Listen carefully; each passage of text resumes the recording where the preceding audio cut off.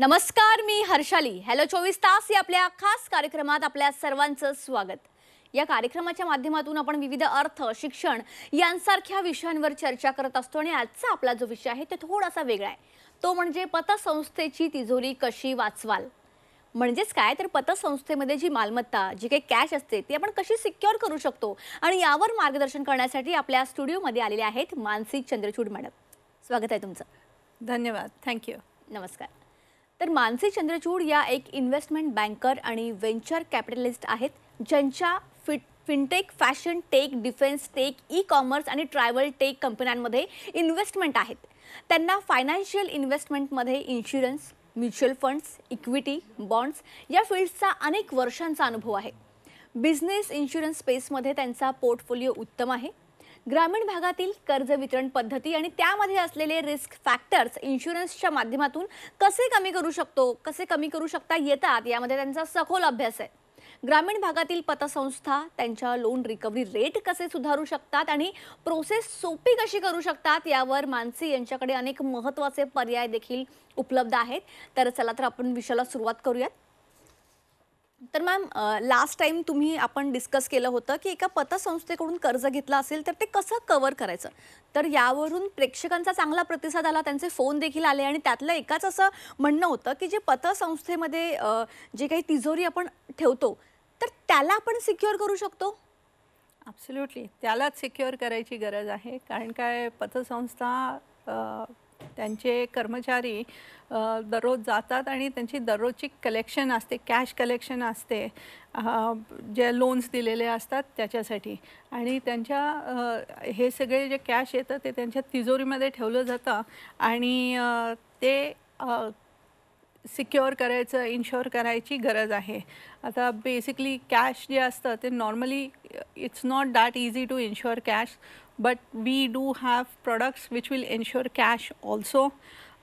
बरेच टाईप्सचे सिक्युरिटी मिळते when you are trying to, म्हणजे नुसतं वॉल्ट नाही, नुसती तिजोरी नाही, तिथलं ते जे अख्खं ऑफिस स्पेस आहे ते अख्खं ऑफिस स्पेस आपण इन्शुअर करू शकतो. स्टार्टिंग फ्रॉम, म्हणजे अगदी फायर, आग लागते, कधी कधी चुकून आग लागते, फायर पॉलिसी जी असते फायर कवर करतो. त्याच्यानंतर आपल्याकडे कवर्स जे असतात, म्हणजे कोणीतरी चोरी केली त्याचे कवर असतात. आणि आता खडकवासलाचं धरण तुटलं होतं, पूर आला होता, तर ते पूर आल्यामुळे काही डॅमेज झालेला असतो ते सुद्धा आपण कवर करतो. सो असे राईट झाले, स्ट्राईक झाले, त्याच्यामुळे टेररिझम डॅमेज काही झाला तर त्याच्यामुळे जे काय होतं ते आपण कवर करू शकतो. आणि कव्हरेज इतकं वास्ट आहे, म्हणजे काहीतरी तुमच्या संस्थेच्या ऑफिसवरती चुकून विमानातून काही पडलं तर ते सुद्धा आपण कव्हर करू शकतो.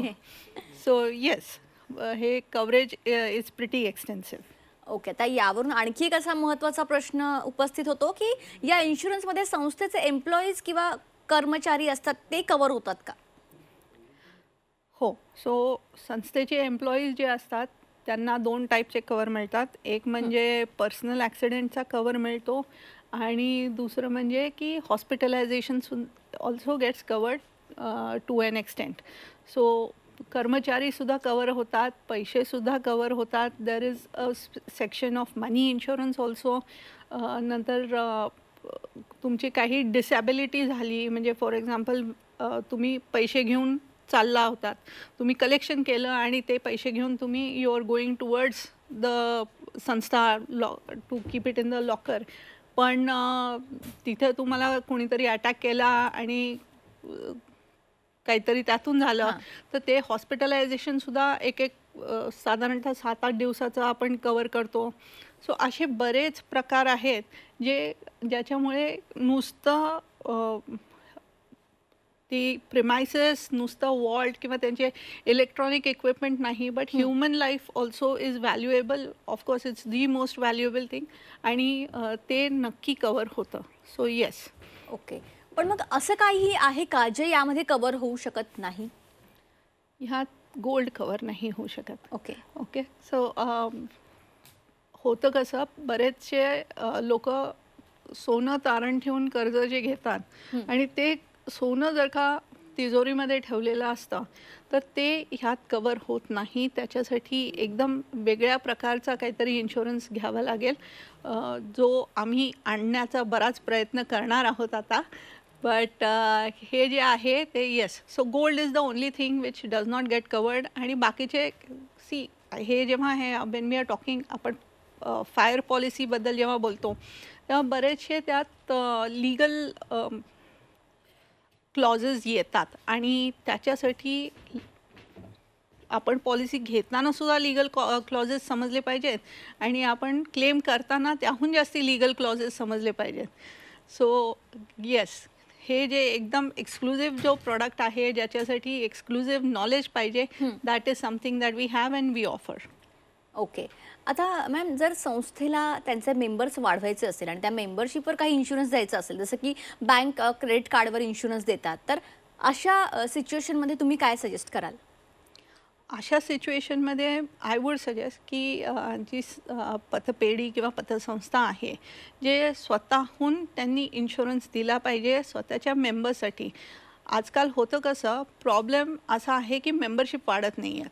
गावाकडची सुद्धा मुलं जी येत आहेत 20-25 वर्षाची, त्यांना जायचं असतं ॲक्सिस बँकेकडनं, ICICI बँकेकडनं. They want the cool part of things. पण आपल्याला जर का त्यांच्याशी कॉम्पिटिशन करायची आहे आणि आपल्याला आपले मेंबरशिप वाढवायची असेल, ब्रिंग बॅक द मेंबर्स, तर आपल्याला हे सगळे जास्तीचे जे प्रोडक्ट आहेत ते आपल्या ऑफरिंगमध्ये दिले पाहिजेत, असले पाहिजेत.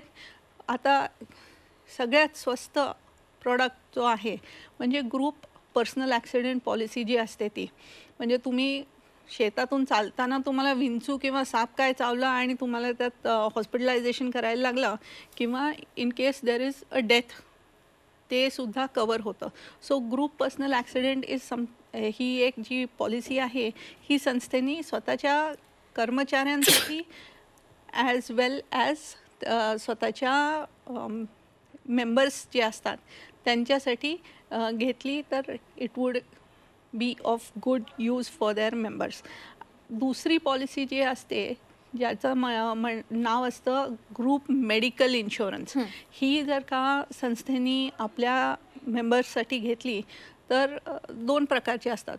मेंबरशिपसुद्धा 2 प्रकारचे असतात, की तुम्ही थोडेसे शेअर्स घेतले एका कंपनीचे किंवा मेंबरशिपचे, तर ती संस्था जी आहे, पतसंस्था जी आहे, ती पॉलिसी तुम्हाला फक्त इंडिव्हिज्युअलसाठी देऊ शकते. पण जर का तुम्ही मोठे मेंबर्स असाल आणि तुमच्याकडे 50,000, 1 लाख, 2 लाख, 4 लाखाचे मेंबरशिप घेतली असेल, तुम्ही तेवढे शेअर्स घेतले असतील, तर संस्थेने ती पॉलिसी जी आहे त्यात तुमची फॅमिलीसुद्धा कवर करता येईल याची तरतूद नक्की करता येते. सो ह्या 2 ज्या पॉलिसी आहेत, ह्या पॉलिसीजचं ऑफरिंग जे असतं ते संस्थेने स्वतःच्या मेंबर्ससाठी करावं. ओके. आता सगळ्यात महत्त्वाचा प्रश्न असा येतो की जर एखाद्या पतसंस्थेची मोठी किंवा प्रीमियम पतसंस्था जेव्हा असते आणि त्यांना जेव्हा मोठं कर्ज घ्यायचं असतं, तर केवळ हेल्थ आणि ॲक्सिडेंट यावर इनफ होत नाही, तर त्यासाठी काय ऑप्शन्स आहेत किंवा त्यासाठी काय करू शकतो? ॲब्सोल्युटली. सो असं बऱ्याच वेळा होतं की आपले कर्ज जे असतात, तो तुम्ही एखादं इंडस्ट्रियल युनिट काढायचं असेल, एखादी गाडीची शोरूम, 2 व्हीलरची आपण शोरूम काढली गावाकडे, असं सुद्धा होऊ शकतं की, आणि कर्ज त्याच्यासाठी साधारणतः एक 10 लाखापेक्षा जास्ती किंवा 20 लाखापेक्षा जास्ती जर का कर्ज झालं, तर त्याच्यासाठी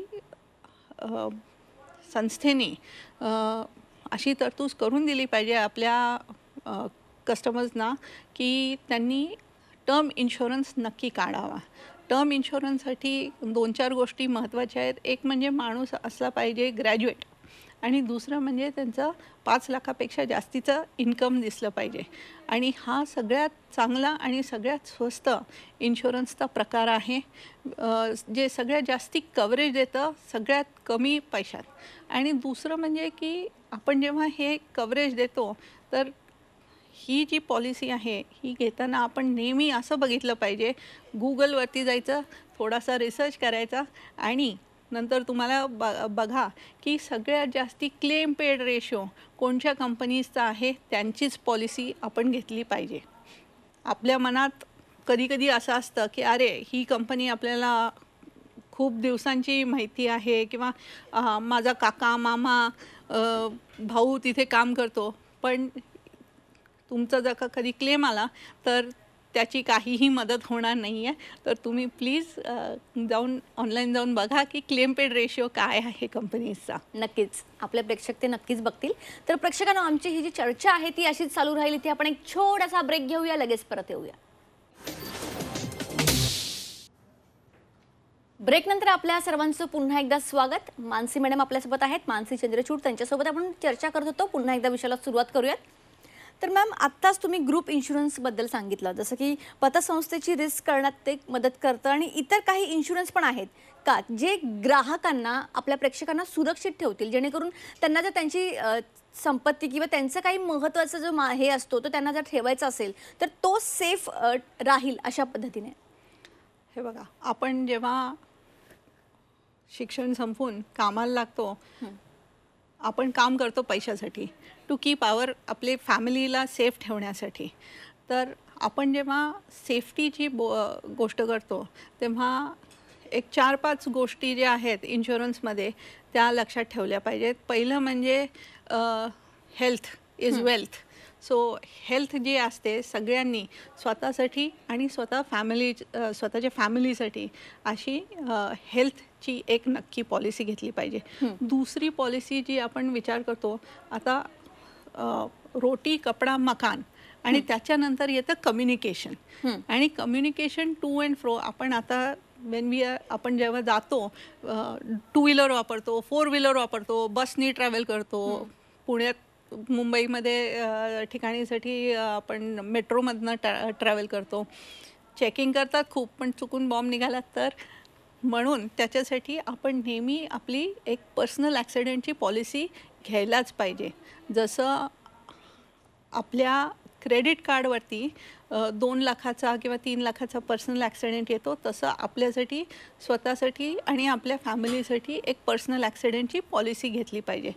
तिसरी गोष्ट म्हणजे पर्सनल ॲक्सिडेंट झाल्यानंतर you should also, and it is mandatory, compulsory, motor policy.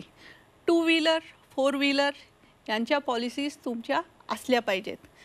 नेहमी कव्हरेज असलं पाहिजे, कारण का इन्शुरन्स नसेल त्याच्यात तर, आणि तुमचं जर का ॲक्सिडेंट झाला तुमच्या गाडीवरती तर खूपच प्रॉब्लेम होऊ शकतो. ह्या बेसिक पॉलिसीज नंतर आपण विचार केला पाहिजे की इन्व्हेस्टमेंटबद्दल. आता स्टॉक मार्केट्स खूपच वरती आहेत, लाईफटाईम हाय चाललेला आहे, पण जे वरती जातं, न्यूटन म्हणलं तसं ते खालीसुद्धा येतं. आणि स्टॉक मार्केट खाली येताना ते 2-4 वर्ष असतात. त्या काळात तुम्हाला लागणार आहे गॅरंटीड रिटर्न्स. आणि गॅरंटीड रिटर्न्स जे आहेत ते फक्त इन्शुरन्सचे रिटर्न्स जे येतात ते गॅरंटीड असतात. आणि ह्या ज्या पॉलिसीज आहेत these are very very important. याच्यात आपण बघायला पाहिजे की 7% जास्ती इंटरनल रेट ऑफ रिटर्न ज्या पॉलिसीज देतात, दोज आर द पॉलिसीज ज्या तुमच्यासाठी सर्वात चांगल्या आहेत. त्याच्यानंतर आपण जेव्हा विचार करतो, आता आपलं हेल्थ झालं, आपलं पर्सनल ॲक्सिडेंट झालं, आपलं इन्व्हेस्टमेंट झालं, आणि त्याच्या पुढे तुम्हाला जे काय करायचं असेल, लोन घेतात सगळेजणं. घर घेण्यासाठी आपण लोन घेतो, आणि त्या लोन कवर करण्यासाठी आपल्याकडे टर्म इन्शुरन्सची पॉलिसी असली पाहिजे.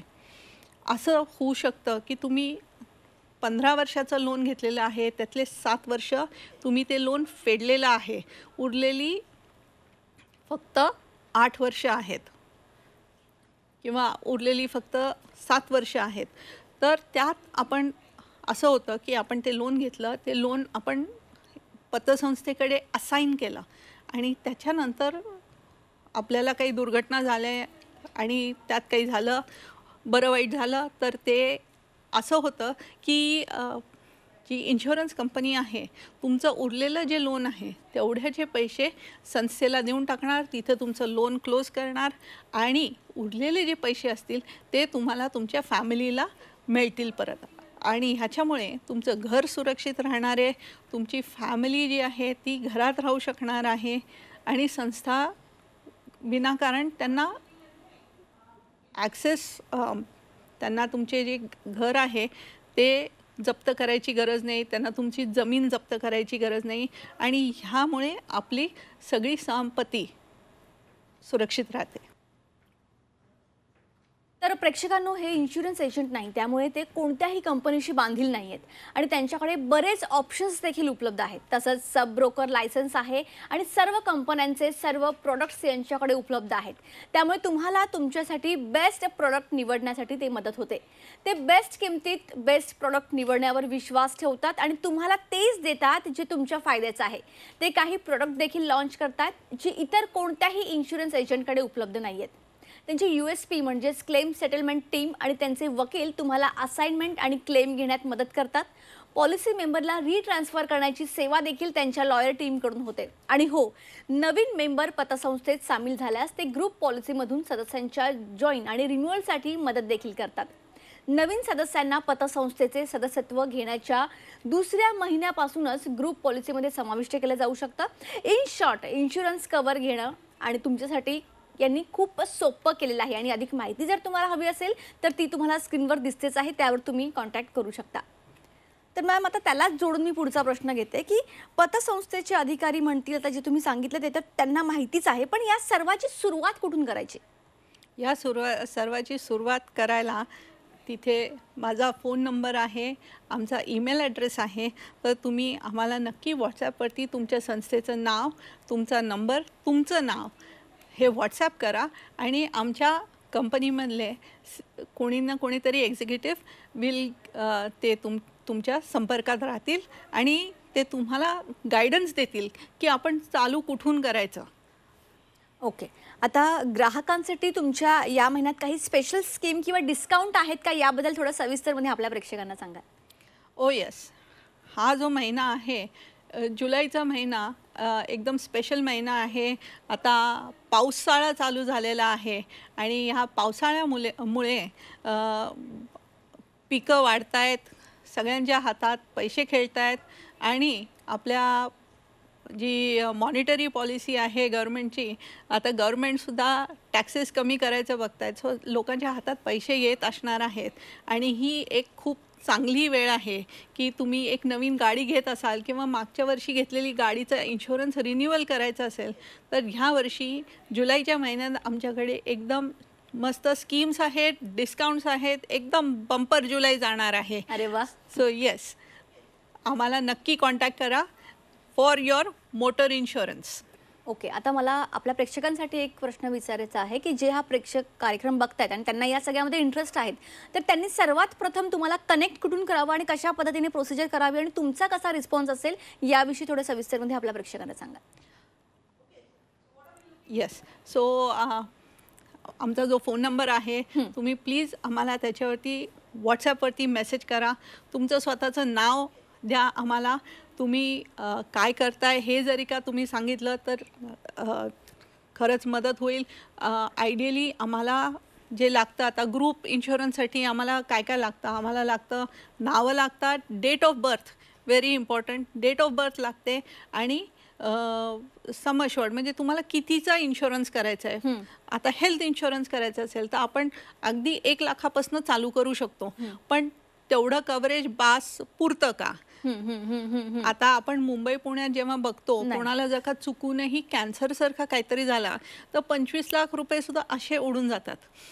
सो आपल्याला किती कव्हरेज लागतं ते सुद्धा आपण थोडासा विचार करायचा. आपण विचार आत्ताचा नाही करायचा, कारण का आपल्याला विचार करायचा आहे उद्याचा, आणि उद्याच्या विचारसाठी आपण विचार केला पाहिजे की 65 वय वर्ष, 70 वय वर्ष, 85 वय वर्ष ह्या वयात तुम्हाला नक्की किती कव्हरेज लागेल किंवा पुढच्या 20 वर्षांनंतर आपल्याला काय काय होऊ शकतं आणि किती कव्हरेज लागेल ते एक आहे.